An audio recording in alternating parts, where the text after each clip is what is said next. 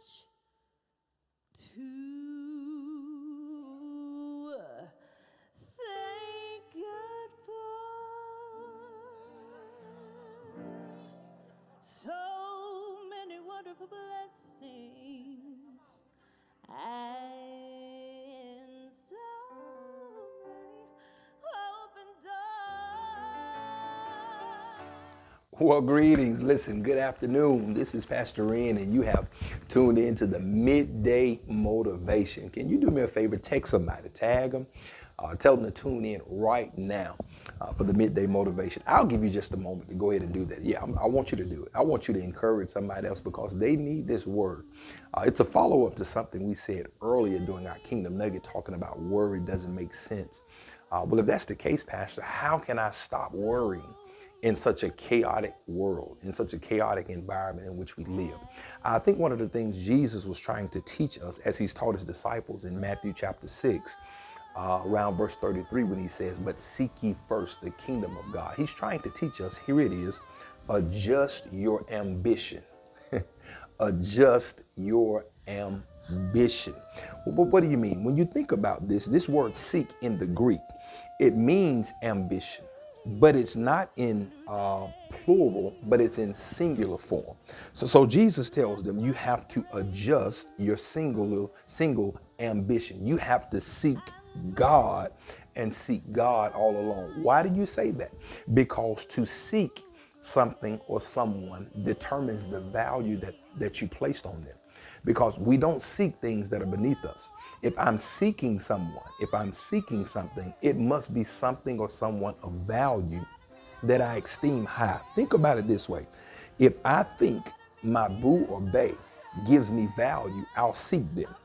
If I think my job gives me value, I'll seek doing not just my job, but going above and beyond because my job gives me value. If people, if places give me value, that's what I'll seek. But I want to say this to us because our value is not determined by who we seek, what we seek, but by God. So we should be seeking God. How do we do that? Jesus says, but seek ye first. In other words, adjust your ambition.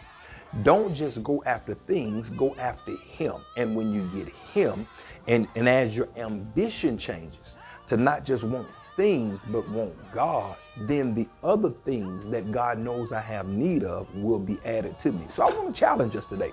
Don't worry about things. Trust God, seek God, and the only way to do that is to adjust my ambition. How do you do that? Number one, you have to say this to yourself often. I woke up with value. I laid down with value. I drive with value. I walk with value. I talk with value. You have to say this because value is not on the outside, but value is intrinsic. It's on the inside. You're valuable. And don't let anybody diminish what's on the inside of you. If God placed it there, it's for a reason. And I want you to understand that you're more valuable sometimes than what we've been settling for. So when I adjust my ambition, I'm not seeking things, I seek the master. Here is what he says.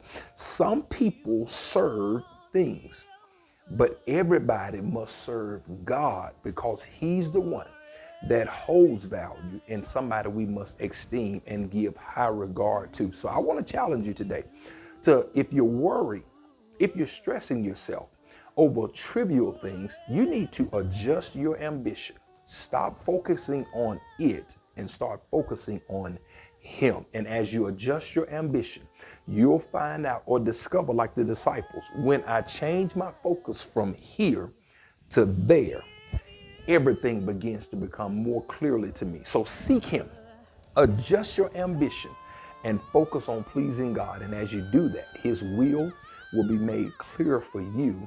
And when you find that path, walk in it. I love you.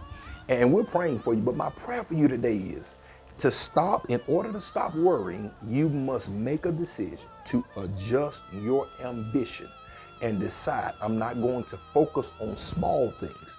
When God has given me something that eyes haven't seen, ears have not heard, we want to adjust our ambition and place it in the right place. Give value to the things that are valuable. And I want to say this, you are valuable because God placed value on the inside. I love you and we're praying for you. Make sure you tune in tonight to the rebuild. That's right. If you missed yesterday's message, do yourself a favor. Make sure you log on tonight at 8 o'clock p.m. for the rebuild right here. And I promise you, you're going to be blessed. Let's keep building the kingdom, one person at a time. Let's build. We're supposed to finish this.